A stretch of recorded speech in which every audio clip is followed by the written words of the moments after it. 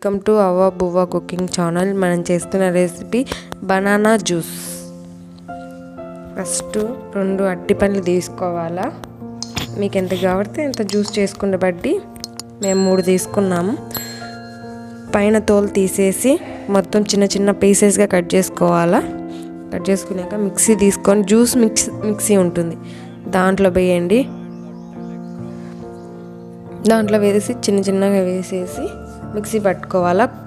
కొంచెం షుగరు, పాలు కాంచి చల్లారి పెట్టుకోవాలా ఫ్రిడ్జ్లో ఒక 30 నిమిషాల సేపు. మిక్సీ వేసుకోవాలి మొత్తాన్ని. చూడండి మిక్సీ అయింది బనానా అంతా.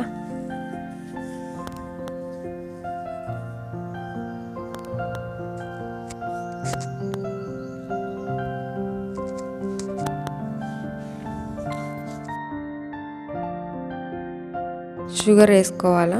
మీ దగ్గర తేనె ఉంటే తేనె వేసుకోండి, లేకపోతే షుగర్ ఉంటే షుగర్ వేసుకోండి. మీరు జ్యూసు చేసుకునే బట్టి షుగర్ వేసుకోండి. మేమైతే 3 స్పూన్లు షుగర్ వేసుకున్నాం. మనం కాంచి చల్లారి పెట్టుకున్నాం కదా 30 నిమిషాలు, ఆ పాలు వేసుకోవాలా. అన్నీ మొత్తం పాలు పోసేసి మళ్ళీ ఒకసారి మిక్సీలో వేయాలా. అలా కలబెట్టేసి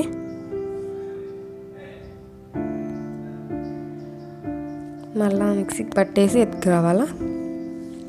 ఒక గ్లాస్ తీసుకొని మనం మిక్సీకి వేసుకున్నాం కదా జ్యూసు,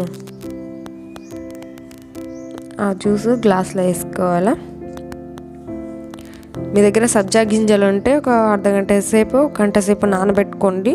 మామూలు వాటర్తోనే నానబెట్టుకోండి. అరటిపండు పీసెస్ ఒక సపరేట్గా ఒకటి తీసుకొని సన్న ముక్కలుగా తరుక్కొని వేసుకోవాలా. సబ్జా గింజలు 1 స్పూను వేసుకోవాలా.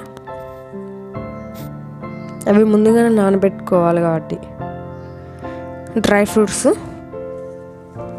సన్న పీసెస్గా కట్ చేసుకొని వేసుకోవాలి dry fruits. Banana juice ready. మా ఛానల్ మీకు నచ్చినట్టయితే లైక్ చేయండి, షేర్ చేయండి. మరిన్ని వీడియోస్ కోసం సబ్స్క్రైబ్ చేసుకోండి. పక్కనే ఉన్న బెల్ ఐకాన్ని క్లిక్ చేయండి.